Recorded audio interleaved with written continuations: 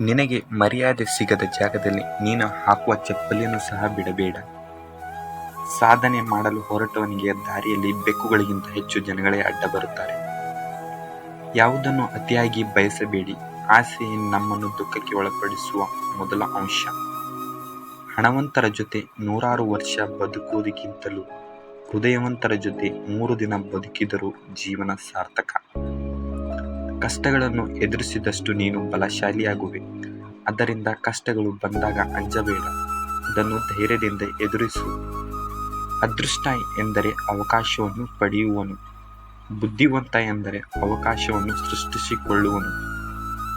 ನೀನು ಯೋಚನೆ ಮಾಡದೆ ಹೇಳುವ ಒಂದೊಂದು ಮಾತು ನಿನ್ನನ್ನು ಒಂದೊಂದು ನಿಮಿಷವೂ ಯೋಚನೆ ಮಾಡಿಸುತ್ತೆ. ಬದುಕುವ ಆಸೆ ಇದ್ದರೆ ನಿನ್ನ ಶತ್ರುಗಳ ಕಣ್ಣೆದುರಲ್ಲೇ ಬದುಕು.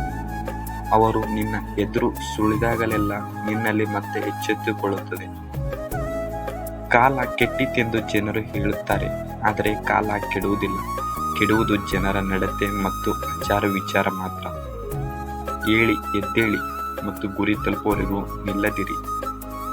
ಮನುಷ್ಯರಲ್ಲಿ ಪರಿಪೂರ್ಣತೆಯನ್ನು ಹಿಗ್ಗಿಸುವುದೇ ಶಿಕ್ಷಣ. ಶಕ್ತಿಯೆಲ್ಲ ನಿಮ್ಮೊಳಗೆ ಇದೆ. ನೀವು ಏನು ಬೇಕಾದರೂ ಮಾಡಬಲ್ಲಿರಿ, ಎಲ್ಲವನ್ನೂ ಮಾಡಬಲ್ಲಿರಿ.